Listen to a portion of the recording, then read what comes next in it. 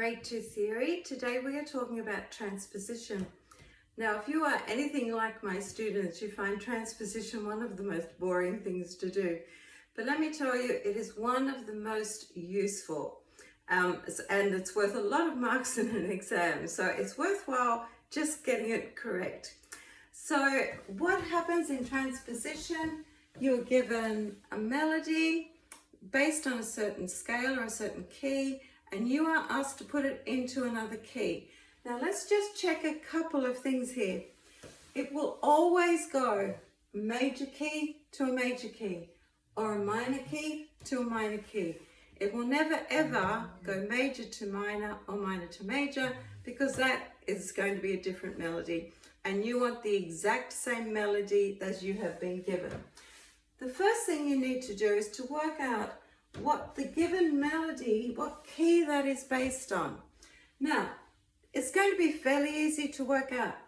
If the question says, transpose this melody into the key of F major, then you will know that the given melody must also be in a major key. So all you have to do then is check out the key signature and you'll know what the original key is. So for this one, the question is going to be, transpose this melody into the key of D minor. So we know that the given melody will be in a minor key. We check out the beginning, there is no key signature, no sharps or flats. So therefore, it must already be in a minor key. It's going to be A minor because it has no sharps or flats. So what I like to do is I like to write out both scales, the one that the original one is from,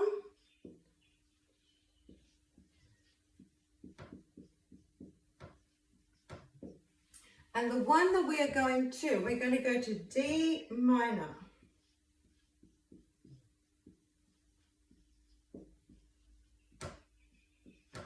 I don't usually worry about putting any sharps or flats on the scales because you're going to have a key signature. And you're not going to have to worry about that accidental in a minor, because you will do exactly what they do. If they have an accidental, you do one. If they don't, you don't. So let's have a look here. We're going to do treble clef. We're going to do D minor's key signature. And then we're going to do the time signature. Now have a look. The first note is an A, so we're going to do a D. It's going up one, we'll go up one. It's going up another one, we'll go up another one. Then it's coming back to A, so we're going to go back to D. Now it's going down to a G sharp, so we're going to go down. But it's always good to check that we're actually on track here, because sometimes you can get off track. So G becomes a C, we find out that that is correct. They've raised it by a semitone, we're going to raise ours by a semitone. It's going up a third. Let's just check that B becomes, oh, where's B? B becomes an E, we are right. Going down one, ending on D, we know that A becomes a D. So have your scales written out just so you can double check it.